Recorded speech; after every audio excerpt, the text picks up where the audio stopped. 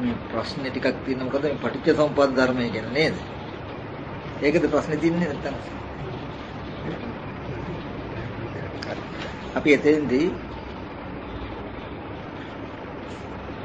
මෙහෙම බලමු. දැන් අපි ගාව තියෙනවා සසර ඇද බැද තබන කෙලෙස් ධර්මතා ප්‍රධාන වශයෙන් 10ක්. මේ කෙලෙස් 10ෙදී දිට්ඨි වන සංයෝජනත් වන කෙලෙස් කියලා කොටසක් තියෙනවා. දිට්ඨි නොවන සංයෝජන වන කෙලෙස් කියලා කොටසක් තියෙනවා. අපි සක්කාය දිට්ඨි විචිකිච්ඡා සීලබ්බත පරාමාස කියන මේ කෙලෙස් තුන දිට්ඨි සහගතයි, හැබැයි සංයෝජනය බැඳුනා. ඊට පස්සේ කාම රාග, පටිඝ, රූප රාග, අරූප රාග, මාන උද්දච්ච, අවිජ්ජා කියන අනිත් සංයෝජන 7 දිට්ඨි නෙවෙයි, නමුත් සංයෝජන විතරයි. තෘෂ්ණාව මුල් කරගෙන තියෙන දේවල්. එතකොට මේ දිට්ඨි සහගත කෙලෙස් ටික දුරු වුණොත්, අයින් වුණොත් එයාට කියනවා දිට්ඨි සම්පන්නයි නැත්නම් සෝවාන් කියලා. මොනතරම් උත්සාහයක් තිබුණත්, මොනතරම් වීරියක් තිබුණත්, සමාධියක් තිබුණත්, සීලයක් තිබුණත් සක්කාය දිට්ඨි විචිකිච්ඡා සීලබ්බත පරාමාස කියන කෙලෙස් ටික අයින් කරන්න බෑ. ඒ ටික අයින් වෙන්නේ නුවණකින්, දර්ශනයකින්. මොනතරම් නුවණක් තිබුණත්, මොනතරම් දර්ශනයක් තිබුණත් කාම රාග, පටිඝ, රූප රාග, අරූප රාග, මාන උද්දච්ච, අවිජ්ජා කියන කෙලෙස් ටික අයින් වෙන්නේ. ඒකට උත්සාහයෙන් සමාධිය මතයි ඒ කෙලෙස් ටික ගෙවෙන්නේ. මොනතරම් නුවණක් තිබුණත් චිත්ත සමාධිය නැතුව අර කෙලෙස් ටික ගෙවෙන්නේ. මොනතරම් සමාධියක් තිබුණත් ප්‍රඥාව නැතුව මේ කෙලෙස් ටික ගෙවෙන්නේ නැහැ. ඉතින් මෙතනදී මේ ශාසනයේ සක්කාය දිට්ඨි විචිකිච්ඡා සීලබ්බත පරාමාස කියන මේ දිට්ඨි වන සංයෝජන ටික ගෙවෙන්නේ දර්ශනයකින්. ඒකයි දර්ශනයෙන් පහකට යුතු කෙලස් කියලා මේ ටිකට පෙන්නනවා. එතකොට මේ ශාසනයේ මේ කෙලස් ගෙවෙන දර්ශනය මොකක්ද? ඒ දර්ශන චතුරාර්ය සත්‍යය. මේ දුක ඇති, මේ දුක නැති, මේ දුක නැති කරන මඟ කියන මෙන්න මේ චතුරාර්ය සත්‍ය අවබෝධයෙන්, දර්ශනයෙන් තමයි මෙන්න මේ සක්කාය දිට්ඨි විචිකිච්ඡා සීලබ්බත පරාමාස කියන කෙලස් ටික ගෙවෙන්නේ. එතකොට මේ චතුරාර්ය සත්‍ය අවබෝධ කරගන්න තමයි අපිට මේ පටිච්ච සමුප්පාද ධර්මතාවය තියෙන්නේ. පටිච්ච සමුප්පාද ධර්මතාවය හරහා තමයි චතුරාර්ය සත්‍ය අවබෝධ වෙන්නේ. පටිච්ච සමුප්පාද ධර්මයේ නුවණින් දැක්කොත් මේ චතුරාර්ය සත්‍ය අවබෝධ වෙනවා. අපි කියමු දැන් බුදුරජාණන් වහන්සේ එදා සම්මා සම්බුද්ධත්වයට පත් වෙන වෙලාවේදී ප්‍රථම යාමේදී පෙරවිසු කඳ පිළිවෙල දන්නා නුවණ සාක්ෂාත් කරගත්තා. මධ්‍යම යාමේදී සත්‍යංගී චතුප්පාත දන්නා නුවණ සාක්ෂාත් කරගත්තා. පස්චම යාමේදී බුදුරජාණන් වහන්සේ පටිච්ච සමුප්පාද ධර්මතාවය අවබෝධ කරගත්තා. බෝසතාණන් වහන්සේට බෝධිත්‍රි මුලදී හිතුණලු අනේ මේ සත්වයා ලෙඩ වෙනවා, මැරෙන, මහලු වෙනවා, මරණයටපත් වෙනවා, නොයේ විදියේ දුක් දුම්නස් විඳිනවා. අනේ මේ සත්වයා කවදානම් මේ දුකෙන් නිදහස් වෙයිද? ඇත්තට මේ සත්වයා මේ දුකටපත් වෙන්නේ ඇයි, මොකක් නිසාද කියලා හිතුණා. හිතනකොට බෝසතාණන් වහන්සේට නුවණට අවබෝධ වුණා මේ ඉපදීම නිසායි මේ සියලු දුක් ටික ඉපදීම ඇති වෙන්නේ කොහොමද? භවය නිසා, භවය ඇති වෙන උපාදානක නිසා මේ විදිහට අනුපිළිවෙලින් අවිද්‍යාව දක්වාම ගිහිල්ලා ඊට පස්සේ අවිද්‍යාව ඉඳන් ආපහු ප්‍රතිලෝමෝ ජරා මරණ දක්වාම ආවට පස්සේ තමයි එහෙනම් මේ ජරා මරණ දුක ඇති වෙන්නේ මෙන්න මේ නිසා නේද කියලා පටිච්චසමුපාද ධර්මතාවය පැහැදිලි වුණේ. අන්න ඒ පටිච්චසමුපාද ධර්මතාවය අවබෝධ වීමෙන් තමයි චතුරාර්ය සත්‍ය අවබෝධ වුනේ. චතුරාර්ය සත්‍යයෙන් තමයි සක්කාය දිට්ඨි විචිකිච්ඡා සීලබ්බත පරාමාස කියන කෙලෙස් ටික. ඒ කෙලෙස් ටික දිහා හොඳට බලන්න. සක්කාය දිට්ඨි කියලා කියනකොට සක්කාය කියලා කියන්නේ මේ පංච උපාදාන ස්කන්ධ.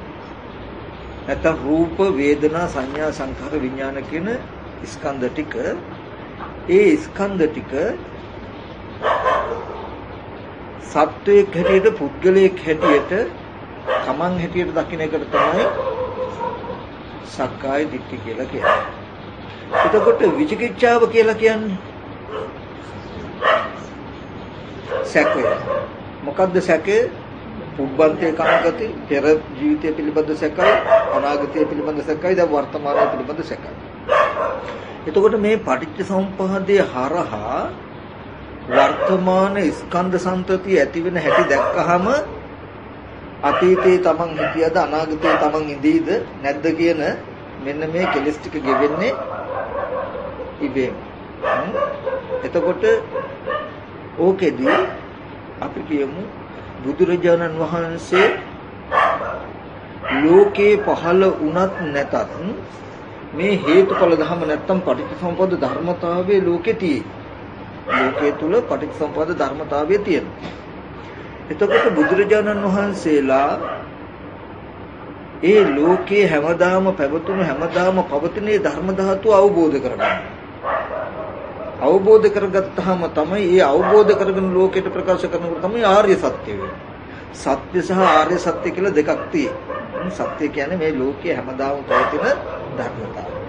එතකොට මේ පටිච්චසමුප්පාද සිද්ධියෙන් පැහැදිලි කරන්නේ අපිට දුක ඇති වෙන්නේ කොහොමද කියන කාරණාව. ඒකෙදී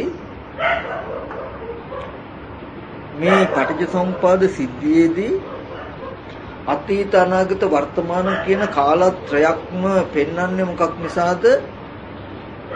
අන්නර විචිකිච්ඡාව අතහැරෙන්න පුබ්බන්තේ කංකති අපරන්තේ කංකති පුබ්බන්ත අපරන්තේ කංකති කියලා මේ ditthi සහගත කෙලෙස් ටික අතහැරෙන්නේ පටිච්චසමුප්පාද දර්ශනය මේ තුන් කාලෙකින් දැක්කහම. තුන් කාලෙකින් බලන්නේ ඒ නිසාම.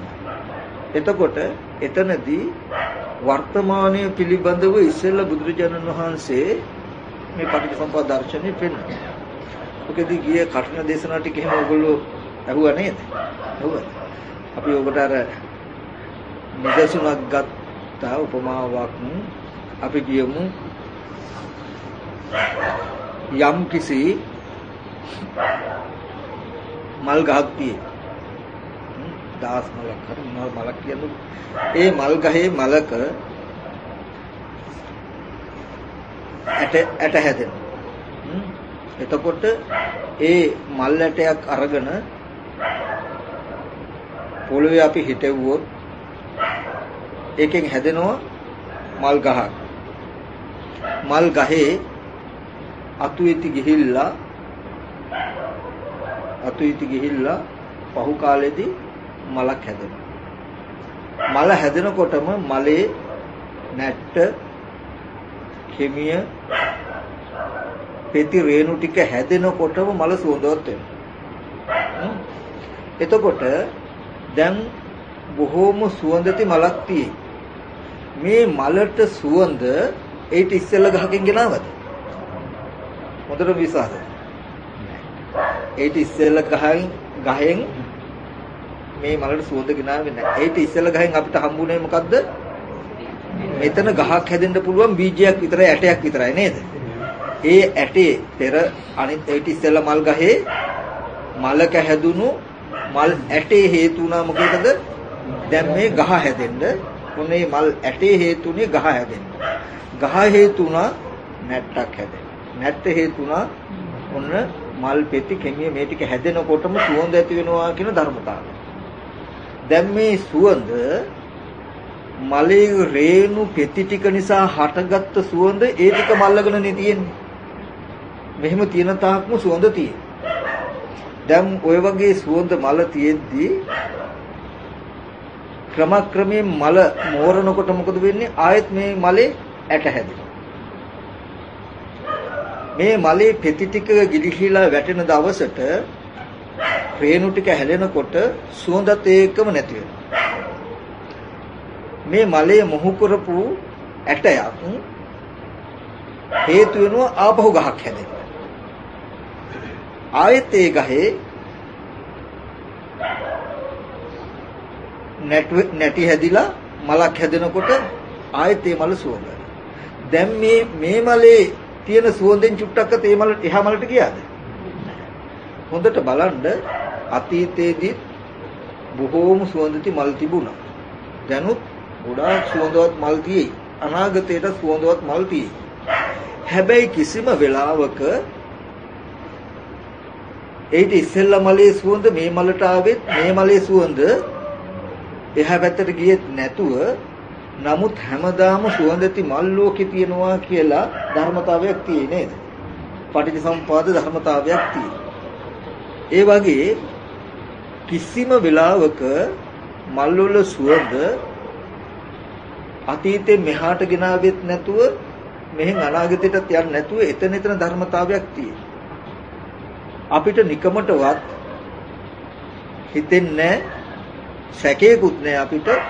ඇත්තටම මේ මලේ සුවඳ කොහේ ඉඳලාද ආවේ කොහෙද තිබුණේ කියලා හිතෙනවද අපිට? නෑ. ඇයි එහෙම හිතෙන්නේ නැත්තේ? අපි හොත්තටම දන්නවා මේ මල හැදෙන්න පෙර උදව්වක් වුණා නම් උදව්නේ පෙර ගහක ඇටයක් මිසක.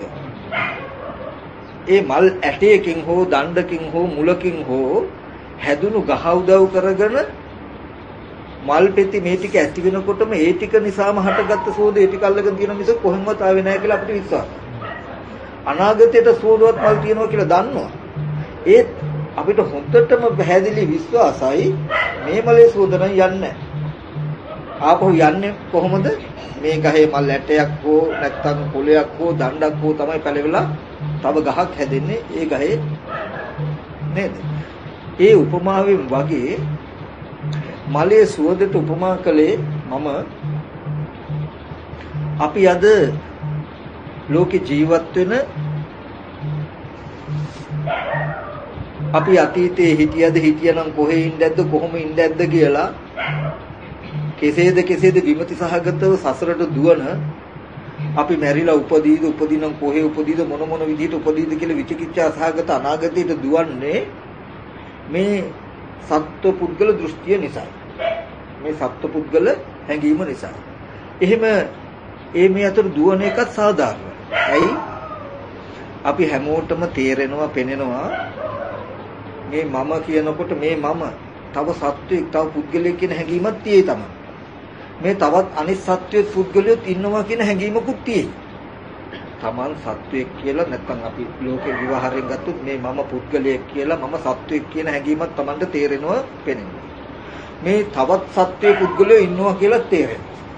දැන් මේ සත්වයා පුද්ගලයා හැදුනේ කොහොමද කියන එක දන්නේ නැත්තම් નિરાයාසයෙන්ම එහෙනම් මේ ඉන්න සත්වයා කොහේ හරි ඉඳන් එන්න ඇති කියන ප්‍රශ්නේ ඇති වෙන්නේ નિરાයාසයෙන්.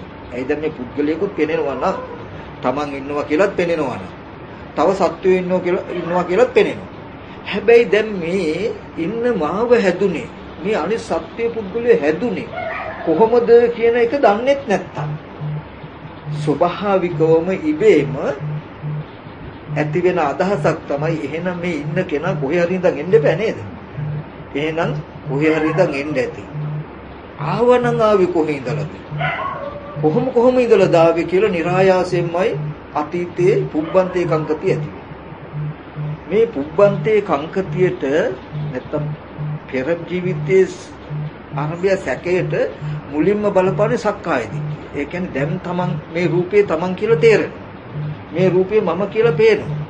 ඒ ඉන්න මම, ඒ ඉන්න කෙනා එහෙනම් ඒක ඇති වෙච්ච හැටි දන්නේ නැත්නම් ඉන්න මම ඉන්න කෙනා ආවේ කොහෙන්දද කියලා ප්‍රශ්නයක් ඇති වෙනවා. ඊගාවට දෙවනුවට નિરાයාසයෙන්ම එහෙනම් මේ ඉන්න මම ඉන්න මගේ අනාගතේ මොකක් වෙයිද? අපි මැරිලා කොහේ යයිද? කොහාට යයිද? කොහොම උපදීද කියලා ප්‍රශ්නයක් ඇති නේද? එතකොට එහෙම පුබ්බන්තේට අපරන්තේට දෙපැත්තට දුවන්නේ වර්තමාන විද්‍යමාන වන කෙලෙස්ය නිසා. ඔතනදී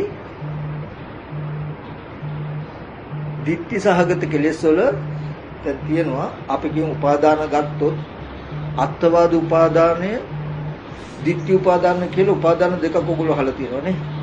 මේ අත්වාද උපාදානය සහ ditthi උපාදානයේ වෙනස මොකක්ද? හඳුනගන්නේ කොහොමද? අත්වාද උපාදානය කියන එක හැම වෙලාවෙම වර්තමානයක තියෙනවා. රූපං අත්තතෝ සම්මුපස්සෙත් රූපය ආත්ම වශයෙන් දකින්න. අත්ත නීවා රූපං. විෂයාකාර සක්කාය දිට්ඨිය කියලා අපි කියන්නේ. එතකොට මේ අත්වාද උපාදානය තමයි ditthi උපාදානයට හේතු වෙන්නේ. ditthi උපාදානයේ ලක්ෂණය හඳුනගන්නේ කොහොමද? ditthi upadane හැම වෙලාවෙම තියෙන්නේ අතීත අනාගත කියන කාලත්‍රය අසුරු කරගෙන පෙර ඉඳන් ආපු දැන් ඉඳ යන ආත්මයක් දකින්න. දෙකින් දෙකට යන ආත්මයක් දකින්න. එතකොට අත්වාද උපාදානය වර්තමාන ආත්මයක් දකින්න. ditthi upadane පෙර ඉඳන් ආපු ආත්මයක් දකින්න. ඒ දෙආකාර ditthi සහගත කෙලෙසටම හේතුව මේ සත්වය පුද්ගලයා කියන හැඟීම ඇති උනේ කොහොමද කියන එක දන්නේ නැති නිසා. එතකොට අර මලේ උපමාව වගේ මේ පටිච්ච සමුප්පාද ධර්මයෙන් කියලා දෙන්නේ ජාතිය නැත්තම් තමන්ව උපන්න හැටි. මේ තමන්ට තමන් ඉන්නවා කියලා තේරෙනවා. මම ඉන්නවා කියලා තේරෙනවා. ඒ මම ඇති උනේ කොහොමද කියලා දන්නේ නැතිකම හින්දානේ මම කොහේ ඉඳද්ද කොහේ ඉඳන් එන්නේද්ද මම කොහාටද යන්නේ කියලා දෙපැත්තට යන්න ගියේ මේ මම ඇති උනේ කොහොමද කියන සිද්ධිය දන්නේ නැති නිසා. ඒකෙදී බුදුරජාණන් වහන්සේ පැහැදිලි කරනවා පටිච්ච සමුපාදයෙන් ඉස්සෙල්ලාම අර ඉස්සෙල්ල ගහේ මල් ඇටයක් වගේ පෙර අවිද්‍යාව නිසා පුඤ්ඤාභි අපුඤ්ඤාභි ආනිජ්‍ය කුසල සහගත අකුසල සහගත කර්ම රැස් කරගත්තා. ඒ ටික දකින්න අපි අර උපමාවේ අනිත් මල් ගහේ මලක හැදුණු මල් ඇටේ වගේ බීජය වගේ දකින්න අවිද්‍යාව පත්‍ය සංඛාරා කියනකොට පෙර ජීවිතේ කරපු කුසල හෝ අකුසල කර්ම. ඒ මල් ඇටේ පොළවේ හිටෙව්වහම ඒක පැලවෙලා ගහක් හැදිලා ඒ ගහ අතු බෙදුනා වගේ දකින්න විඥාන පත්‍ය නාම රූපච්ඡ සලආයතන කියන ටික. ඒ කියන්නේ අවිද්‍යා කර්ම ටික දකින්න මල් ඇටේ වගේ බීජ වගේ ඒකෙන් හටගත්ත ගහ වගේ දකින්න මල් ගහ වගේ දකින්න මේ විඥානයේ රූපෙට බැසගෙන කය සවිඥානික වෙලා ඇහැ කන දිවනාසය ශරීරයෙන් මේ ටික හැදෙනවා. හැදෙනකොට මලක් පිපිලා අතු හැදිලා ඒ අතු වල මල් පිපෙනවා වගේ ඇහැ කන දිවනාසය ශරීරය තමයි අතු. ඇහැට රූපයක් ගැටෙනකොට ඊට අනුගතව විඥානය ඉපදිලා චක්කු සම්පස්යෙන් වේදනාව ඇති වෙනවා. කනට ශබ්දයක් ගැටිලා සෝත ස්පර්ශය නිසා වේදනාව ඇති වෙනවා කියන මෙන්න මේ ධර්මතා පහ දක්වාම විඥානයේ රූපයකට බැසගෙන කය සවිඥානික වෙලා ඇහැ කන දිවනාසය ශරීරය හැදිලා ඒකට බාහිර අරමුණු ගැටිලා අරමුණු විඳින රූපයක් විඳින්න රූපයක් සද්දයක් විඳින්න පුළුවන් තැන දක්වාම දකින්න පෙර කර්මයට විපාක ස්කන්ධ ටික එහෙම නැත්නම් මොකද්ද අර මල් ගහේ මලක් පිපුණා වගේ මලක් පිපුණාම ඒ පිපෙන මලට සුවඳ එන්න අමුතියෙන් කවුරුත් උත්සාහවත් කරන්න උන එක ධර්මතාවයක්. ඉබේමයි සුවඳ කියන එක ඇසුරු කරන්නේ. ඒ වගේ මේ ආයතන ටික නිසා ස්පර්ශයෙන් අරමුණු වල වේදනාව ඇතිවෙන මට්ටම එනකොටම අවිද්‍යාව දුරු නොකළ මනසකට ස්වභාවයක් ඒක රස විඳ ගැනීම අනුව බලන තණ්හාව ඇති වෙනවා කියන්නේ. මේ ඇති වෙන තණ්හාව, මේ මලේ ඇති වෙන තණ්හාව මලේ පෙති ටිකම අල්ලගන්න. මලේ පෙති රේණු ටික නිසා ඇති වෙන සුවඳ ඒ පෙති රේණු ටික අල්ල නොගත්තොත් සුවඳ ඇති මලක් හම්බ වෙන්නේ නැහැ. පෙති රේණු ටික නිසාමයි මලේ සුවඳ හමන්නේ. ඒ සුවඳ ඒ පෙති රේණු ටික මල්ල ගත්තාම මල සුවඳයි. ඒ වගේ මේ ඇහැ කන දිවනාසය ශරීරය නිසා උපදින තණ්හාව මම කියන හැඟීම ඒ ටිකම අල්ල ගත්තාම අපිට ඇහැ කන දිවනාසය ශරීරය ආවම මම වගේ පෙනෙනවා. දැන් මේ ඇහැ කන දිවනාසය ශරීරය කියන ටික පෙර කර්මයට විපාක වශයෙන් ලැබුණු ස්කන්ධ ටික. ඒ ස්කන්ධ ටිකේ ඇත්ත නොදන්නාකම නිසා ඒකයි වේදනාපච්චය තණ්හා කියලා කියන්නේ මේ අරමුණු විඳිනකොට අරමුණු රස විඳ ගැනීම අනුව බලන තණ්හාව නිසා ඒ අරමුණු ටිකම මේ සිත අල්ල ගන්නවා. මේ තණ්හාව මේ ආයතන ටිකටම බැස ගන්නවා. ඒකයි සාකෝ පනේසා තණ්හා කත්ත උපජ්ජමාන උපජ්ජති කත්ත නිවිසමන නිවිස. ඒ තණ්හාව කොහෙද උපදින්නේ කොහෙද පවතින්නේ? චක්කුන් ලෝකේ පිය රූපං සාත රූපං ඉත්තේසා තණ්හා උපජ්ජමාන උපජ්ජති එත නිවිසමන නිවිසති. ඇහැ ලෝකේ ප්‍රියයි මధుරයි තණ්හාව උපදින්නේ එහි පවතින්නේ එහි. උපදිනවා සහ පවතිනවා කියන ධර්මතා දෙකක් තියෙනවා. මම කියන්නේ දර කූටු දෙකක් එකට අතුල්ලනකොට ඒ ඇතිල්ලීම නිසා ගින්නක් ඉපදුනොත් දැන් දර කෝටු දෙක උදව් වුණා උපකාර වුණා ගින්න හට ගන්න. හැබැයි හටගත්ත ගින්න ඒ දර කෝටු දෙක අල්ලගත්තේ නැත්තම් ගින්නට පවතින්න බෑ. එතකොට මොකද වෙන්නේ? නිවෙනවා. දර කෝටු දෙක අතුල්ලනකොට දී දඬු දෙක අතුල්ලනකොට රත් වීම නිසා හටගත්ත ගින්න ඒ ගින්න උපදවන්න හේතු වෙච්ච දඬු දෙකම අල්ලගත්තොත් ඒ දඬු දෙක නිසා උපන්න ගින්න ඉපදුණු ගමන් මේ දඬු දෙකම අල්ලගත්තොත් ගින්න නිවෙන්නේ නැහැ පවතිනවා. කොච්චර කාලයක් පවතිනවද? අර දඬු දී කැලි දෙක තියෙන තාක් පවතිනවා. දැන් ගින්නට දර උපාදානයි කියලා කියනවා. ඒ වගේ මේ ඇහත් රූපයත් දෙක නිසා අපිට මම කියන හැඟීම ඇති වෙනවා. ඒ ඇති වෙන හැඟීම මම කියන හැඟීමට මම කියන්නේ කවුද කියලා මේ ඇහැම රූපෙම පෙන්වුවා. දැන් කවදාවත් දැකලා නැතුව මේ රූපේ දකින්නකොටම අපිට මම කියන හැඟීම ඇති වෙනවා. මම කියන්නේ කවුද කියලා ආයෙත් මේ රූපෙම පෙන්වුවොත් අපිට මේ රූපේ ඇතිතාක්ම මම කියන එක පවතී. කන ශබ්දයක් නිසා මම කියන හැඟීම මේ ශබ්දේ කාගේද මගේ කියන හැඟීම ශබ්දේ නිසා මගේ ශබ්දේ කියන එක ඇති වෙනවා. මගේ ශබ්දේ කියන්නේ මොකද්ද කියලා ශබ්දෙම පෙන්වනවා. හැමදාම තමන්ගේ රූපේ, තමන්ගේ ශබ්දේ, තමන්ගේ ගන්ධය කියලා මේ ශේත්‍රය පහුවෙනවා. ඒ කියන්නේ මගේ රූපේ කියලා බලන්ද හැඟීම ඇති වෙන්න උදව් වුනේ මේ ඇහැයි රූපයයි දෙකම. ඊට පස්සේ අපි මෙහෙම කිව්වොත් දැන්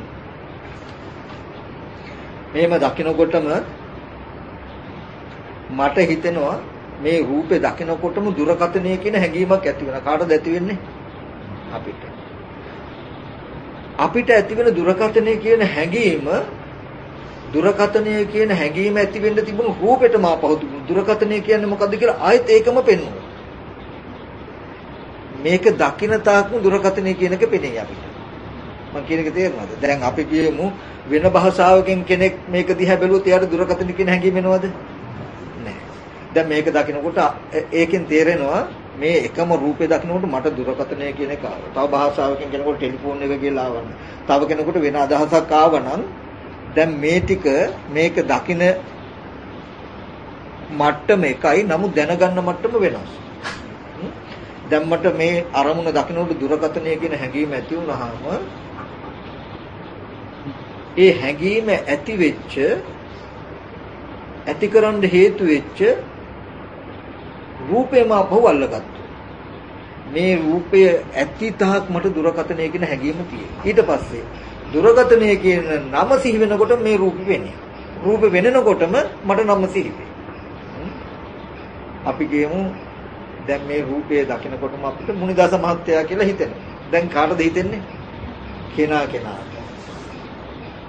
ඊට පස්සේ රූපේ දකිනකොට මටයි මුනිදාස මහත්තයා කියලා හිතෙන්නේ.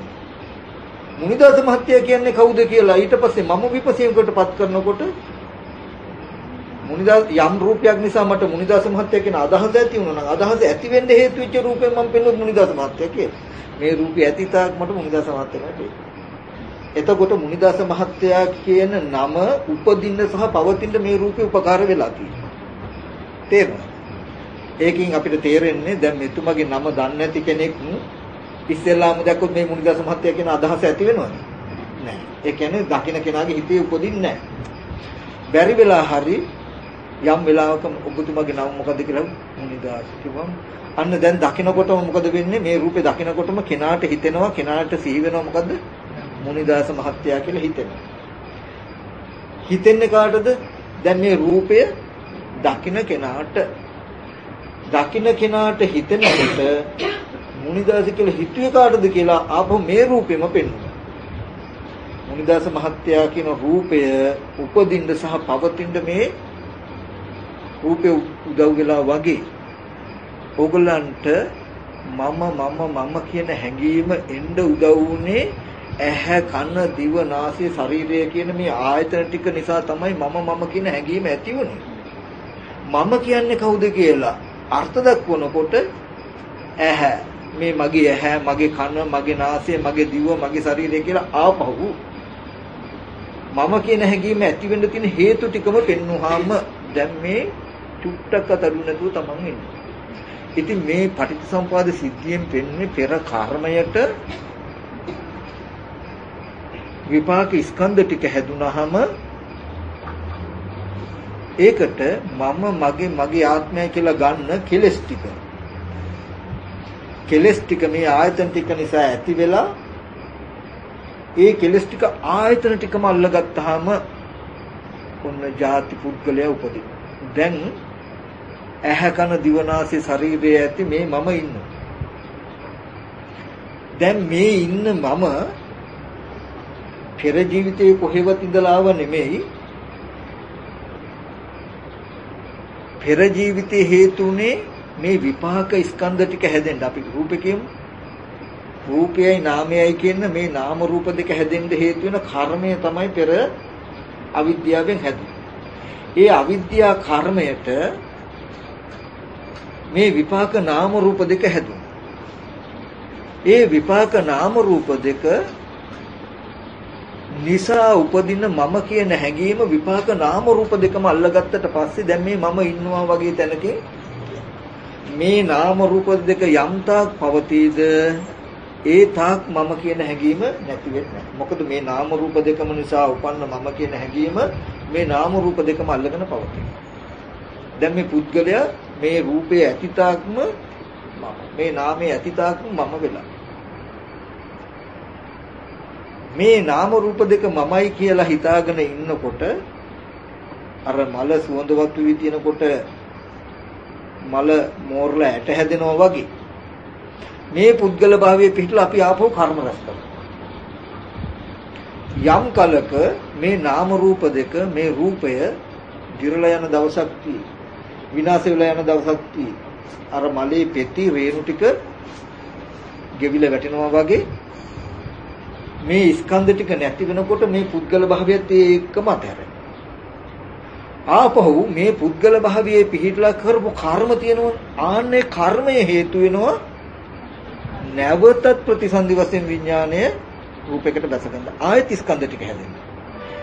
මේ මම කියන අද මම කියලා හිතෙන ටික පෙර කොහේවත් ඉඳලා ආවවත් කොහෙන්වත් ගෙනාවවත් නෙමෙයි පෙර අවිද්‍යා කර්මයට හටගත්තු විපාක ස්කන්ධ ටික ඇසුරු කරගෙන ඉපදුණු සහ පවතින කෙලෙසයක් මම කියන එක තේරුම් ගත්තොත් මම කොහෙන්ද දාවි කොහාටද යන්නේ කියලා අහන්නේ. ඊට පස්සේ මේ පුද්ගල භාවයේ ඉඳලා මේ පුද්ගල භාවයේ තියෙන්නේ මේ මම කියන හැඟීම තියෙන්නේ මේ ස්කන්ධ ටික පවතිනකම් විතරයි. ස්කන්ධ ටික අතහැරන දවසට අර මලේ පෙතිරේණු අතහැරන දවසට සුවඳත් අතහැරනවා වගේ මේ රූපය නැති වෙන දවසට මේ නාම ධර්ම ටික නැති වෙන දවසට මේ මම කියන හැඟීමත් අතහැරෙනවා. හැබැයි මේ පුද්ගල භාවයේ පිහිටලා කරපු කර්ම අර සුවඳවත් වී තිබුවේ මලේම ඇටයක් ආපහු පැලවෙනවා වගේ මේ කරා වූ පුඤ්ඤාභි සංකාර අපුඤ්ඤාභි සංකාරයන් ආයත් හේතු වෙනවා මොකේද? ප්‍රතිසන්දි වශයෙන් රූපයකට දැසගන්න. ආයත් විපාක ස්කන්ධ ටික හැදුනා ගමම්ම එතන ඒ විපාක ස්කන්ධ ටික අල්ලගෙන උපදින කෙලෙසය ඒ ස්කන්ධ ටික මල්ලගතම ආයත් පුද්ගල භාවයේ තියෙනවා. අතීතයේදීත් මේ වගේම පුද්ගල භාවයේ පිහිටලා මව් මල දුක, පියා මල දුක, සහෝදර සහෝදරිය මල දුක, ජරා මරණ දුක් විඳින පුද්ගලයෙක් හිටියා දුක් විඳිනවා. දැනුත් මව් මල දුක, පියා මල දුක, නිന്ദා අපහාස ඇනුම් බැනුම් දුක් විඳින මේ පුද්ගලයෙක් ඉන්නවා. අනාගතයටත් ඉන්නවා. හැබැයි මේ ඉන්න පුද්ගලයා අතීතේ කොහෙන්දන්වත් ආවෙවත් මේ ඉන්න පුද්ගලයා කොහටවත් යන්නවත් නැහැ. මෙතන තියෙන්නේ පටිච්චසමුප්පාද සිද්ධිය. එතකොට මේ පටිච්චසමුප්පාද ධර්මතාවය හරහා අවිද්‍යා සංඛාර කියන එක නිර්වචනය කරනවා පෙර කර්ම ටික. විඤ්ඤාණ නාම රූප සලආයතන පස්ස වේදනා කියන ටිකෙන් විපාක ස්කන්ධ ටික පෙන්වනවා. විපාක ස්කන්ධ ටික පෙන්වනවා. තණ්හා උපාදාන භව කියන ටිකෙන් ඒ විපාක ස්කන්ධ ටික වර්තමානයේ මම මගේ ආත්මය කියන හැඟීම විපාක ස්කන්ධ ටිකට එකතු කරගත්ත හැටි පෙන්වනවා. මෙන්න මේ විපාක ස්කන්ධ ටිකට කෙලස් ටික එකතු වෙච්ච ගමම්ම පුද්ගලයා උපදිනවා කියලා ජාතිය පෙන්වන මෙන්න මෙහෙමයි පුද්ගලයා ඇති උනේ කියන එක. එතකොට කෙනෙක් කර්මයට විපාක ස්කන්ධ ටිකක් හැදිලා ඒ විපාක ස්කන්ධ ටිකට ඒ කියන්නේ කෙනෙක් මල් ඇටේට ගහක් හැදිලා ගහේ මල හැදිලා ඒ මල ඇසුරු කරගෙනයි මේ සුවඳ තියන්නේ කියලා දැක්කොත් සුවඳ කොහෙන්වත් ආවද කියලා යන්නේ නැහැ වගේ පෙර කර්මයටයි මේ විපාක ස්කන්ධ ටික හැදුනේ. පෙර කර්මය ඒකටයි විපාක ස්කන්ධ ටික ඇසුරු කරගෙන පවතින කෙලෙසියයි මේ මම මගේ කියලා කියන්නේ. මම කියලා කියන එකට මේ ශාසනය කියන්නේ අස්මිමානය කියලා. ඒක කෙලෙසයක්. අපිට මේ මම කියලා හිතෙන කමට කියනවා මොකද්ද? මානය කියලා. මානය කියන එක කෙලෙසයක්. මගේ කියලා හිතන එකට කියනවා ඒත් මානය. ඒක කෙලෙසයක්. මේ මම මගේ කියලා හිතෙන ටික මාන කියන අනුසය, මානෙ නැමැති අනුසය කියන ධර්මතාවය මුල් කරගෙන පවතින ක්ලේශ ගතිය. ඒක ඇවිල්ලා රූපේටවත් වේදනා සංඥා සංකාර විඥාන කියන ස්කන්ධයන්ට අයිති එකක් නෙමෙයි. ඒ කියන්නේ මේ සුවඳ කියන එක මලේ පෙති වලටවත් රේණු වලටවත් ඒ ඔක්කොම සම්බන්ධ වෙලා තියෙන කෙමියටවත් නැට්ටටවත් අයිති එකක් නෙමෙයි සුවඳ. හැබැයි ඕව නැතුවත් සුවඳ පවතින. ඒ වගේ මේ මම කියන හැඟීම රූප වේදනා සංඥා සංකාර විඥාන කියන ස්කන්ධ පංචකයෙන් එකකටවත් අයිති නැති, ඒව නැතුවත් පවතින්නේ නැති ධර්මතාවය. එතකොට මෙන්න මේ පටිච්චසමුපාද සිද්ධිය පෙන්වන්නේ ඔන්න ওই ටික පෙන්වන්න. ප්‍රධානම දේ තමයි මොකද්ද? ලෝකයට තමන්ව පෙනෙනවා, ඒ කියන්නේ මම ඉන්නවා කියලා පෙනෙනවා. හැබැයි මම ඇති වෙච්ච හැටි දන්නේ නැති නිසා මම ආවේ කොහෙන්ද, කොහාට යයිද කියලා මේ වගේ పూర్ව අපරාන්තයට දුවනවා. ඒ හින්දා එයා කවදාවත්ම මේ මම කියන කෙලෙසිය නැති කළා ජරා මරණ දුකෙන් නිදහස් වෙන ප්‍රතිපදාවක් හම්බ වෙන්නේ. එයා හැම වෙලාවෙම කර්ම රැස් කරගෙන කර්ම කරමින් ආපු යන පුද්ගලයෙක්ව දකින්න කම නිසා පටිච්චසමුප්පාද සිද්ධියෙන් පෙන්නනවා මම කියන ධර්මතාවය කියන එක ධර්මතාවයක්. ආපු ආත්මයක් නෙමෙයි. මෙන්න මෙහෙමයි ඒක හැදුනේ කියලා කර්මය පෙන්නලා ඒකට විපාක ස්කන්ධ ටික පෙන්නලා විපාක ස්කන්ධ ටික ඇසුරු කරගෙන පවතින කෙලෙසයක් නේ කියන එක පෙන්නලා මේ පෙර කර්මයට හටගත්ත විපාක ස්කන්ධ ටික පිරිසිඳ දැක්කොත් මෙන්න මේ මම කියන හැඟීම ගෙවා දාන්න පුළුවන්. මේ ජරා මරණ දුක් විඳින පුද්ගලයා නැති කරන්න පුළුවන්. ඔකදී අපිට තව කාරණාවක් පැහැදිලි කරගන්න ඕනේ. ඒ තමයි ඔයගලන්ට හිතෙන්න පුළුවන් විඥානය නැත්තම් සිතක් රූපයට බැසගත්ත පමණකින්ම මේ පුද්ගලයෙක්ගේ ඉපදීම වුණා කියලා. එහෙම වෙන්නේ නැහැ. විඥානය එහෙමනම් විඥානයේ සත්වයාගෙන. විඥානයේ රූපයට බැසගත්ත ගමන්ම කෙනෙක්ගේ ඉපදීම වෙන්න නම් එහෙනම් විඥානය තමයි කෙනා වෙන්නේ. එතකොටම ආත්මයි දෘෂ්ටිය. විඥානයක් නැත්තම් සිත රූපෙට බැසගෙන කය සවිඥානික වෙලා යෑම් ඒම් කීම් කිරීම කරන්න පුළුවන් හිතන්න පුළුවන් පමණකින් ඒ පුද්ගලයා නෙමෙයි. ඒ නාම රූප දෙකේ පැවැත්ම ධර්මතාවය. ඒ නාම රූප දෙක මම මගේ ආත්මය කියලා ගත්ත කෙලස් ටිකටයි පුද්ගල භාවයේ තියෙන පුද්ගල භාවයේ දුක තියෙන. මේ හිත කය දෙක සක්‍රියව පවතින තැනක නෙමෙයි අපිට ජරා මරණ දුක තියෙන්නේ. මේ හිත කය දෙක පුද්ගල භාවයෙන් ඇසුරු කරන තැනකයි. මම ඔකට නිදර්ශනක් හැටියට කියන්නේ වර්තමානයේ දියුණුයි ඔය රොබෝ යන්ත්‍ර හදලා තියෙන්නේ. එතකොට ඒ රොබෝලට අපි මොන හරි වැඩක් කිව්වොත් ඒ කියප එක කරන්න පුළුවන්. අපි වචනයක් කතා කළොත් වචනෙට වචනේ උත්තරයක් දෙයි. අපි තේ එකක් හදලා දෙන්න කියලා කිව්වොත් ගිහිල්ලා තනියම හිතලා තේකොළ දාලා සීනි දාලා තේ එකක් හදාගෙන ගෙනල්ලක් දෙයි. හිතන්නත් කියන්නත් කරන්නත් පුළුවන්. නමුත් රොබෝට හිතෙනවද මේ මම කියලා? මේ මගේ කියලා හිතනවද? නෑ. එහෙම හිතුවේ නෑ හිතුනේ නෑ කියලා වැඩ කරන්න බැයිද? පුළුවන්. ඒකම වැඩ කරන තව රොබෝ කෙනෙක් කැඩිලා වැටුනොත් අනේ අරයා මරුණා කියලා දුක එනවද? ඈ නැත්තම් බැන්නොත් මට බැන්නා නේද හින්ට් එකක් ගැහුවා කියලා ලැජ්ජ වෙන පුද්ගලයෙක් ඒ තුල ඉන්නවද? නෑ. නමුත් මේ රොබෝ යන්ත්‍රයට ඉදිරියට හම්බෙන හැම අරමුණක් එක්කම ගනුදෙනු කරගෙන ජීවත් වෙන්න බැයිද? පුළුවන්. පුළුවන් නේද? අන්න ඒ වගේ රහතන් වහන්සේ කියලා කියන්නේ. දැන් අර රොබෝ යන්ත්‍රය බලන්න හිතන්නත් පුළුවන්. එයාට කියන්නත් පුළුවන්, කරන්නත් පුළුවන්. හිතන්න කියන්න කරන්න පුළුවන්කම තිබුණා කියලා දුක් විඳින පුද්ගලයා එතන නැහැ. දැන් අපි හිතන්නත් පුළුවන්, කියන්නත් පුළුවන්, කරන්නත් පුළුවන්. ඒ හිතන කියන කරන එකම දුක් විඳින පුද්ගලයා කියනවා. මෙන්න මේ දුක් විඳින පුද්ගල භාවය අනවශ්‍ය කෙලෙස්. මේ නාම රූප දෙක පිරිසිඳ නොදකින්න කම නිසා ඇති වෙච්ච තැන. අපි සත්වය පුද්ගලයා කියලා ආත්ම වශයෙන් පූර්වාන්තයට අපරාන්තයට දුවන්නේ මේ නාම රූප දෙකේ පැවැත්ම නිසා නෙමෙයි. ඒ කියන්නේ හිතන්න පුළුවන්කම, කියන්න පුළුවන්කම, කරන්න පුළුවන්කම නෙමෙයි මේකේ දෝෂය.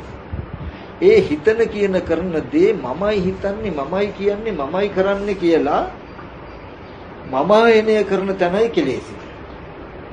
රහතන් වහන්සේ රොබෝ යන්ත්‍රයකයි තියෙන්නේ පොඩි වෙනසක්. මොකද්ද? රොබෝ යන්ත්‍රයේ වේදනාව දැනෙන්නේ නැහැ, විඳීම් නැහැ. නමුත් මානසික මට්ටම එකම. රහතන් වහන්සේට වේදනාව දැනෙනවා, විඳීම් තියෙනවා. මානසික මට්ටම එකම. ඒ කියන්නේ මොන හරි බඩු භාණ්ඩයක් ගන්න ඉස්සෙල්ලා එතෙන්ට යන්න ඉස්සෙල්ලා රොබෝට ඒ දේ තියනවා කියන හැඟීමකුත් නැහැ. ඒක අරගෙන අපි කියමු කුස්සියට ගියා කියන්නකො. සාලේ ඉන්නකොට කුස්සිය තියනවා කියන හැඟීම යාට නැහැ. එතන හම්බ වෙන අරමුණත් එක්ක ගනුදෙනු කරගෙන යන්නේ ස්කෑන් කරගෙන. ආපහු ආවට පස්සේ සාලේට තාම දැන් කුස්සිය තියනවා කියන හැඟීම නැහැ. එකතු වෙන්නේ නැහැ. රහතන් වහන්සේගේ මනසත් එහෙමයි. සාලේ ඉඳලා කුස්සියට යන්නමුත් කුස්සිය තියනවා කියන හැඟීම නැහැ. එතන ඉස්සරහට හම්බ වෙන අරමුණත් එක්ක ගනුදෙනු කරනවා. ගිහින් ආවට පස්සේ ආපහු සාලේට ආවට පස්සේ තාම කුස්සිය තියනවා කියන හැඟීම නැහැ. නමුත් අපිට සාලේ ඉන්නකොට මෙතන ඉන්නකොටම කුස්සිය තියෙන කුස්සියට තමයි යන්නේ. කුස්සියේ ඉඳලා වැඩ කටයුතු කරලා අස්කල්ලා සාලේට ආපු ගමන් ඉඳලා ආපු කුස්සිය තියෙන. අන්න අපිට අතීතයක් තිය අනාගතයක් තිය ඔය තියෙන හින්දා තමයි පුබ්බන්තය අපරන්තය කියන දෙපැත්තක් අපිට තියෙන්නේ. ඒ තියෙන හින්දායි අපිට යන්න පුළුවන්කම තියෙන්නේ. එතකොට මේ පටිච්ච සම්පදාය සිද්ධියෙන් එක දෙයයි වර්තමානයේදී පෙන්වන්නේ නිවන් දකින්න මේ Brahmacharyaවට ඉඩ හදලා දෙනවා. ඒ කියන්නේ අද ඔබට මම කියන හැඟීමක් ඇති වෙනවා. මේ සත්වයේ පුද්ගලය කියන හැඟීමක් ඇති වෙනවා නම් ඒ මේ පටිච්චසමුප්පාද සිද්ධියෙන් පෙන්වන්නේ මේ ඔබට දැනෙන සත්වය, ඔබට දැනෙන පුද්ගලයා කියන කෙනා හැදුනේ මෙහෙමයි කියන එක. ಜಾති කෙනෙක්ගේ ඉපදීම උනේ මෙහෙමයි කියන එක. ඒ කෙනෙක්ගේ ඉපදීම වෙන්න ක්‍රම තුනක් ප්‍රධාන වශයෙන් වෙලා තියෙනවා. මොකද්ද ක්‍රම තුන? අවිද්‍යා සංඛාර කියන එකෙන් කර්ම නැමැති කොටසක් සම්බන්ධ වෙලා තියෙනවා. විඥාන නාම රූප සලආයතන පස්ස වේදනා කියලා විපාක කියලා කොටසක් සම්බන්ධ වෙලා තියෙනවා. තණ්හා උපාදාන භව කියලා කෙලෙස් කියලා කොටසක් සම්බන්ධ වෙලා තියෙනවා. කර්ම විපාක කෙලෙස් කියන ධර්මතා තුනක් මුල් වෙලා තමයි මේ මාව නිර්මාණය වෙලා තියෙන්නේ, තමන්ව හැදිලා තියෙන්නේ. තේරුණානේ? අපි සත්පුද්ගල භාවයක් ඇති කරගත්තට ඇති කරගෙන තිබුණට මම කියන තැනක තියෙන ධර්මතාවයක් කියන එක පෙන්වනවා. ඒ මම කියන කම, මම කියන පුද්ගල සංඥාව, පුද්ගල හැඟීම ඇති වෙලා තියෙන්නේ කර්මය නිසා විපාක ස්කන්ධ ටිකක් හැදලා විපාක ස්කන්ධ ටිකට කෙලෙස් ටිකක් ඉඳලා තමයි පුද්ගලයා ඇති වෙලා තියෙන්නේ.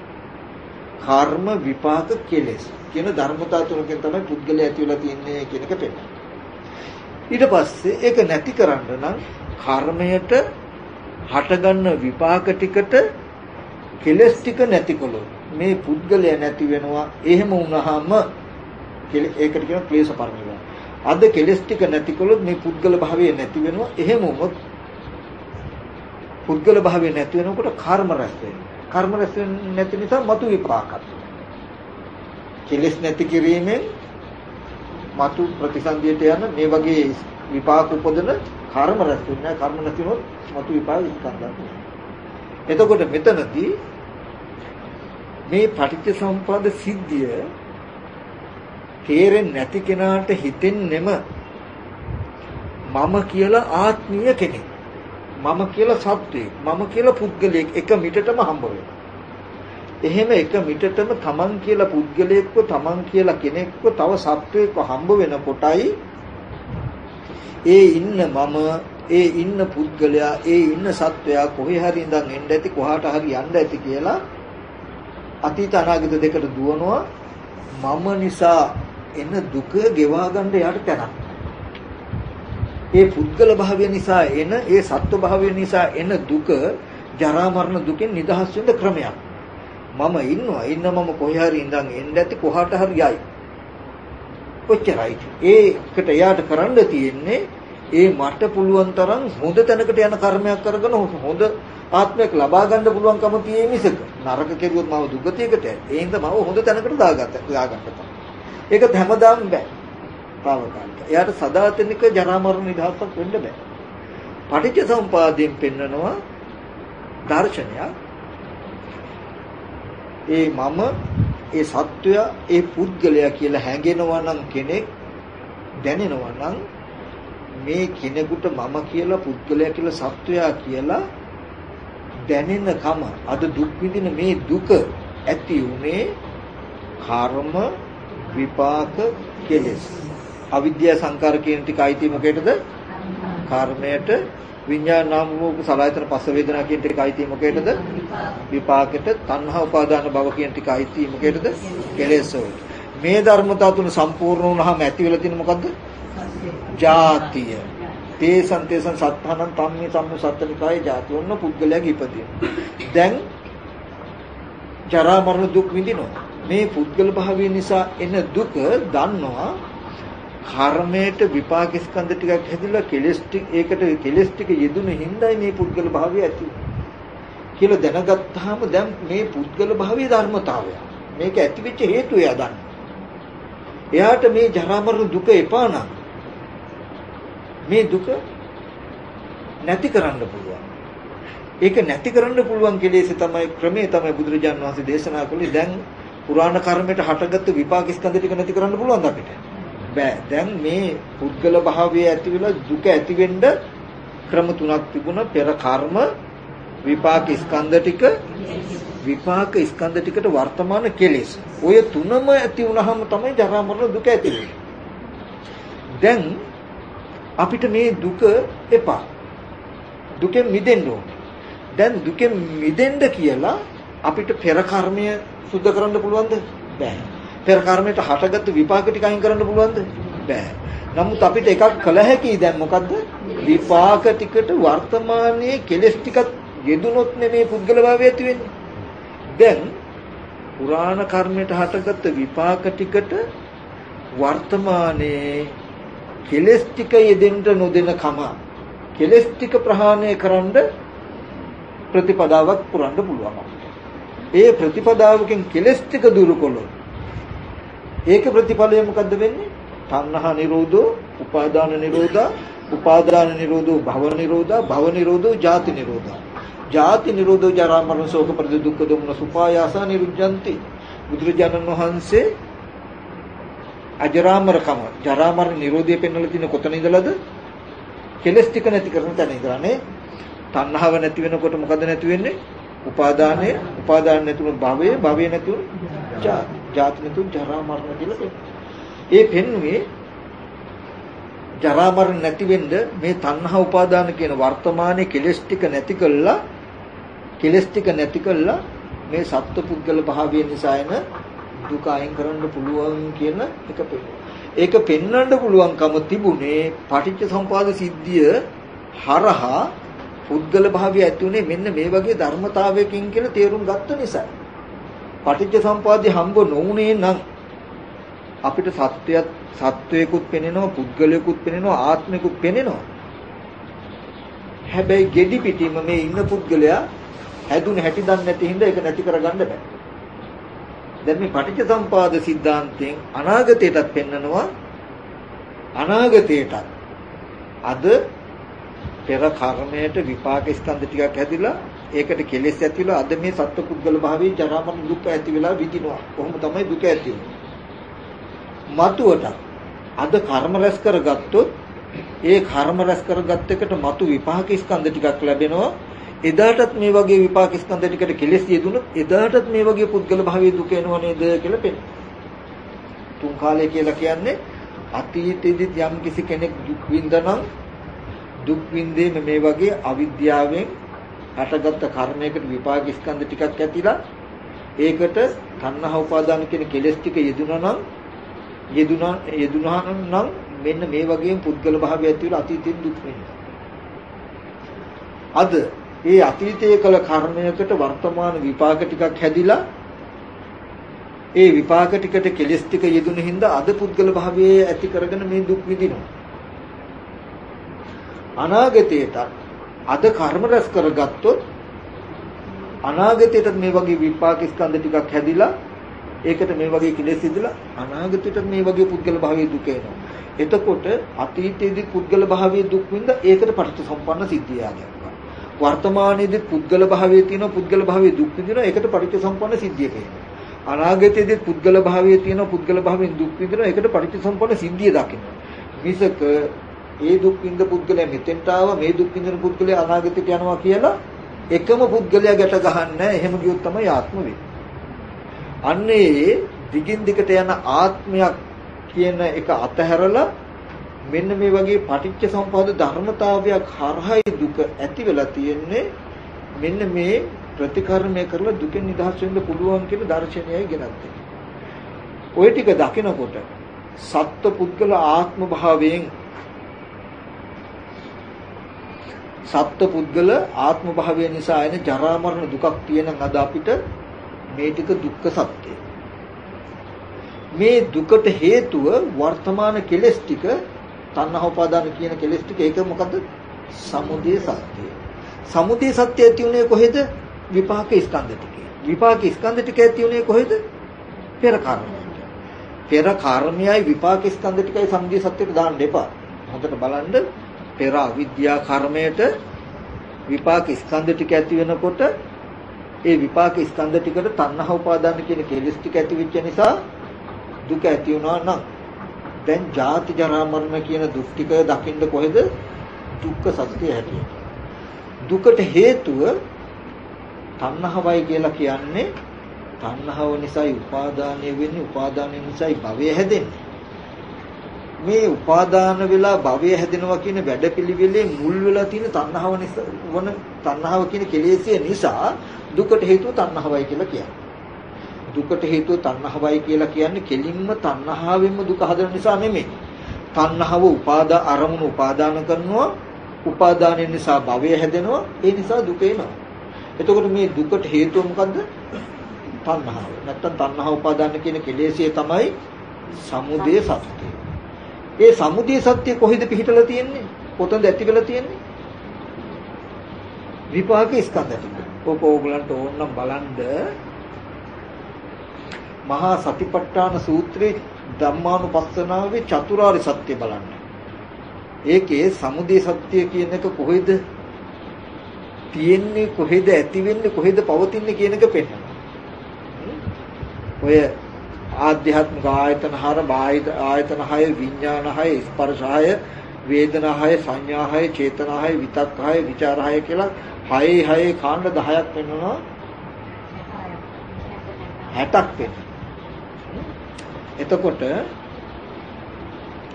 ජාති ජරා මරණ ශෝක පරිදේව කියලා පෙන්නපු ටික මොකේද මොන සත්‍යෙටද ආйти? දුක්ඛ සත්‍යයට. තණ්හා උපාදාන භව කියන කෙලෙස් ටික ආйти මොකේදද? සමුදය සත්‍යයට. විපාක ස්කන්ධ ටික මොකේද මොන සත්‍යයටද ආйти? ඒක සත්‍යයකටත් දාන්න බෑ. ඒක හේතුඵල ධම. සමුදය නැත්තම් තණ්හාව පැවතුනේ ඉපදුනේ පැවතුනේ මෙන්න මේ විපාක ස්කන්ධ ටික. ඒ කියන්නේ තණ්හා උපාදාන කියන ටිකට තණ්හා උපාදාන කියන කෙලෙස් ඇති වෙන්න තනක් තියෙන්න එපා. විපාක ස්කන්ධ ටික නිසායි දුක ඇති කරන හේතුව ඇති වෙන්නේ. දුක ඇති කරන හේතුව ඇති වෙච්ච තැන පෙන්වන්නයි විපාක ස්කන්ධ ටික පෙන්වන්නේ. විපාක ස්කන්ධ ටික ඇති උනේ මොකෙන්ද? කර්මය. විපාක ස්කන්ධ ටික ඇති වෙච්ච හේතුව පෙන්වන්නයි කර්මය පෙන්වන්නේ. කර්මය පෙන්වුව විපාක ස්කන්ධ ටික හැදුන හැටි පෙන්වන්න, විපාක ස්කන්ධ ටික පෙන්වුව කෙලෙස් ටික ඇති වෙච්ච හැටි පෙන්වන්න, කෙලෙස් ටික පෙන්වුව දුක ඇති වෙච්ච හැටි පෙන්වන්න. බොහොම පැහැදිලි. දුකට හේතුව මොකද්ද? තණ්හා උපාදාන කියලා කෙලෙස් ටික පෙන්වන. වෙන මොකවත් පෙන්වලා තියෙනවද? කෙලෙස් ටික ඇති උනේ කොහෙද කියලා මොකද්ද පෙන්වන්නේ? විපාක ස්කන්ධ ටික. විපාක ස්කන්ධ ටික ඇති උනේ කොහෙද? කර්මය බලන්න. එතකොට දැන් අපිට පැහැදිලි කර්මය නිසා හටගත්ත කර්මය නොවුනේ නම් විපාක ස්කන්ධ ටිකක් පෙනේද? විපාක ස්කන්ධ නොවුනේ නම් කෙලෙසියක් පෙනේද? කෙලෙසියක් නොවුනේ නම් දුක පෙනේද? ඒකෙදි දැන් කර්මයේ තිබුණු නිසා විපාක ස්කන්ධ ටික විද්‍යමානයි. ඒකට මුකුත් කරන්න බෑ. ඊට පස්සේ කෙලෙස් ටික නිසා දුක විද්‍යමානයි. අපි කෙලෙස් ටික නැතිකොලොත් දුක පෙනේද? දැන් මෙතන සංදි කීපයක් තියෙනවා. හරිද? එතකොට මේ කෙලෙස් ටික නිසා වර්තමාන මේ දුක අයින් කළ හැකියි. කෙලෙස් ටික නැතිකොල දුක අයින් කළ හැකියි. එතකොට පංච උපාදාන ස්කන්ධ දුක අයින් වෙනවා. තේසන් සත්තානං තම්මි තම්මි සත්ත්වනිකාය කියන දුක අයින් වෙනවා. හැබැයි කර්මයට හටගත් විපාක ස්කන්ධ ටිකත් අයින් වෙනවද? නෑ. රහත් උනත් ඒ විපාක ස්කන්ධ ටික පරිහරණය කරන්න වෙනවා. එතකොට කියනවා කය කෙලවර කොට දිවි කෙලවර කොට ඇති වේදනාවක් විඳින්න වෙනවා. මේ විපාක ස්කන්ධ ටික පරිහරණය කරනවා. තණ්හා උපාදාන කියන කෙලෙස් ටික නැති නිසා පුද්ගල භාවයේ එන ජරා මරණ දුක. පුද්ගල භාවයේ නැති වුණොත් තියෙන ආනිසංස දෙකක් තියෙනවා. පුද්ගල භාවයේ තිබුණොත් ආදීනව දෙකක් තියෙනවා. මේ සත්ත්ව පුද්ගල භාවයේ තිබුණොත් තියෙන ආදීනව දෙක මොකද දන්නවද? සත්ත්ව පුද්ගල භාවය නිසා ඇතිවෙන ජරා මරණ ශෝක පරිදේ දුක් දුම්නස් විඳින්නටත් වෙනවා. නැවත ප්‍රතිසන්දියට යන විදිහේ පුද්ගලයා පුඤ්ඤාභි අපුඤ්ඤාභි ආනිජ කර්මත් රැස් කරගන්නවා.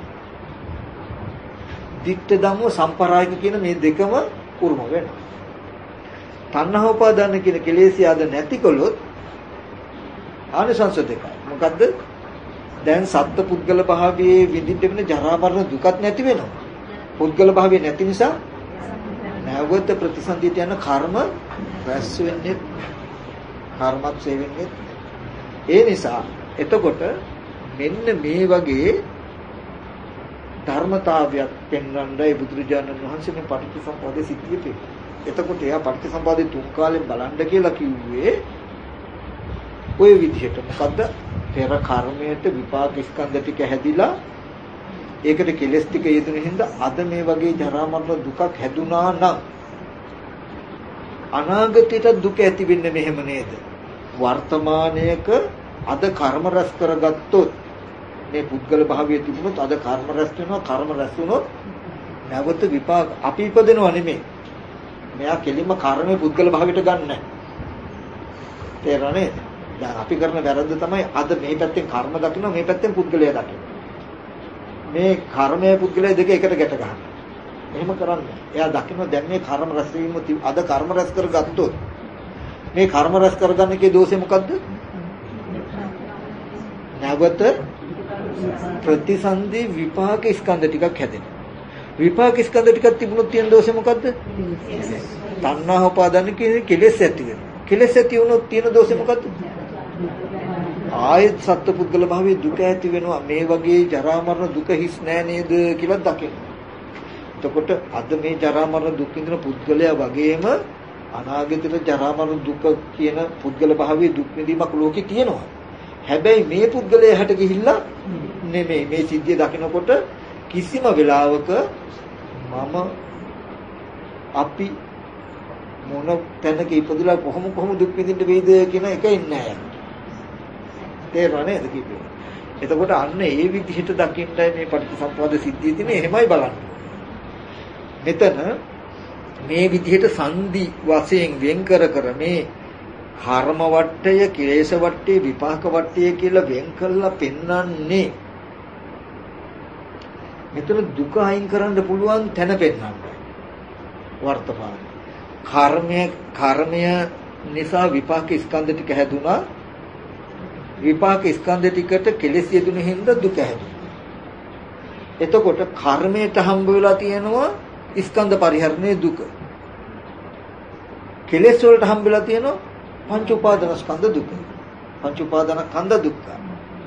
එතකොට රහතන් වහන්සේ කියලා කියන්නේ පෙර කර්මයට විපාක ස්කන්ධ ටිකක් හැදිලා ඒකට තණ්හා උපාදාන කියන කෙලෙස් ටික හදාගෙන ජරා මරණ දුක් විඳපු කෙනා තණ්හා උපාදාන කියන කෙලෙස් ටික අයින් කළා පුද්ගල භාවයෙන් දුක අයින් කළා අර විපාක ස්කන්ධ ටික ජීවත් වෙන එකට. ඉතින් මේ පටිච්චසමුප්පාදේ තුන් කාලෙන් දැක්ක යුතුයි කියලා කියන්නේ ඕගොල්ලෝ තුන් කාලේ අතීතයේදී ජරා මරණ දුක ආවේ කර්ම විපාක කෙලෙස් කියන ධර්මතා තුන නිසාමයි කියලා දකින්න ඕනේ. වර්තමානයේකද දුක එනවනම් සත්පුද්ගල භාවයේ දුක එනවනම් මේ දුක කර්මයකින් විතර දාන්න බෑ. මේ දුක කෙලෙසයකට විතරක් දාන්නත් බෑ. ඇයි ඒ? කර්මය නැත්තම් විපාක ස්කන්ධ ටිකක් හම්බ වෙනවද? විපාක ස්කන්ධ ටිකක් නැත්තම් කෙලෙස් හම්බ වෙනවද? කෙලෙස් හම්බ වෙන්නේ නැත්තම් දුක හම්බ වෙනවද? එතකොට එහෙනම් අපිට දුක කියන තැන හම්බ වෙන්න නම් සහේතුකව පෙන්වන්න වෙනවා. දුකට හේතුව කෙලෙස් ටික. කෙලෙස් ටික ඇති වෙච්ච භූමියකුත් පෙන්වන්න බෑ. කෙලෙස් ටික ඇති උනේ විපාක ටික. විපාක ටික ඇති උනේ කර්ම. ඔන්න ඔය පටිච්චසමුපාද සිද්ධියේ අවිද්‍යාව ඉඳලා ජාති ජරා මරණ කියන තැන දක්වා තියෙන්නේ කර්ම විපාක කෙලෙස් ජරා මරණ දුක. එතකොට උත්තරයක් ආව ජරා මරණ දුක කියන එක දුක්ඛ සත්‍ය තණ්හා උපාදාන කියන කෙලෙස් ටික තමයි සමුදය සත්‍ය. තණ්හා උපාදාන කියන කෙලෙස් ටික නැතිකොලොත් ජරා මරණ ශෝක පරිදේ දුක් දුම්නස් ටික නැති කරන්න පුළුවන්. මේ ආර්ය අෂ්ටාංග මාර්ගයේ දුක් නැති කරන ප්‍රතිපදාවයි කියන්නේ එහෙනම් පුරාණ කර්මයට හටගත්තු විපාක ස්කන්ධ ටික තුල තණ්හාව උපදින්න පවතින්න බැරි විදිහේ ඥාන දර්ශනයක් හදාගන්න ඕන. විපාක ස්කන්ධ ටික පිරිසිඳ දැක්කොත් මොකද වෙන්නේ? කෙලෙසයට ඉඩ නැහැ. කෙලස් ටික නැති වුණොත් මොකක් වෙයිද? තණ්හාව නිරුද්ධ වුණොත් දුක ජරා මරණ ශෝක දුක්ඛ දුම්නස පායස නිරුද්ධ. චතුරාර්ය සත්‍ය කිව්වේ ජාති ජරා මරණ කියපු ටික දුක තණ්හා උපාදාන කියලා වර්තමාන කෙලස් ටික පෙන්වන සමුදය සත්‍ය. මේ තණ්හා උපාදාන කියන කෙලස් ටික නැතිකොලොත් ජරා මරණ දුක නැති වෙනවා. ප්‍රතිපදාව පෙන්වන්නේ සම්මා දිට්ඨිය කියලා එකට පෙන්වුවේ මොකද්ද? අන්නර විපාක ස්කන්ධ ටික පිරිසිදු දකින්න. ඉති රූපං ඉති රූපස සමුදයෝ ඉති රූපස අත්ංගමෝ කියලා ඉති වේදනාය සමුදය වේදනාය අත්ංගමෝ කියලා මේ පෙන්වන්නේ මොකද්ද පෙන්වන්නේ? විපාක ස්කන්ධ ටික පිරිසිදු දකින්න. ඇයි ඒ පිරිසිදු දකින්නේ? විපාක ස්කන්ධ ටික පිරිසිදු දකින්නේ මොකටද? අන්න එතකොට තණ්හා නිරෝධය කෙලස් ටික නැති වෙනවා. කෙලස් නැති වුණොත් මොකද වෙන්නේ? දුක නිරුද්ධ වෙන නිසා මේ චතුරාර්ය සත්‍යයේ අවබෝධය තියෙන නිසාම මේ විදිහට බලන්න. ඔන්න ඔය ටික දකින්නකොට පටිච්ච සමුප්පාදය හරහා චතුරාර්ය සත්‍ය පේනවා.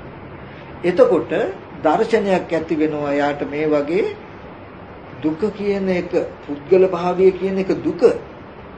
ඒක පටිච්ච සමුප්පාදය කියලා දකින්නකොට අතීතයේ මම ඒ කියන්නේ මේ වර්තමාන මම ඉන්නවද? ඉන්නවනම් ඒ මම කොහින්දන්ද ආවේ? මම කොහාට යයිද කියලා මේ ජරා මරණ දුක අරඹය පුද්ගල භාවයෙන් අතීත අනාගත දෙකට දුවන්න මේ පටිච්චසමුප්පාද සිද්ධිය දැක්කා. ඒක නොදකිනකොට කර්ම විපාක කෙලෙස් කියන මේ ධර්මතාව ටිකක් නිසා නිර්මිත වෙච්ච ධර්මතාවයක් නේද මේ පුද්ගල භාවය කියලා නොදන්නා කෙනාම මම කොහේ හරි ඉඳන් එන්න ඇති මම කොහාට හරි යයි කියලා තුන් කාලෙට ගිහිල්ලා දුක් විඳිනවා. ඉතින් එන්න මේ සිද්ධිය පෙන්වන්න තමයි පටිච්චසමුප්පාදය.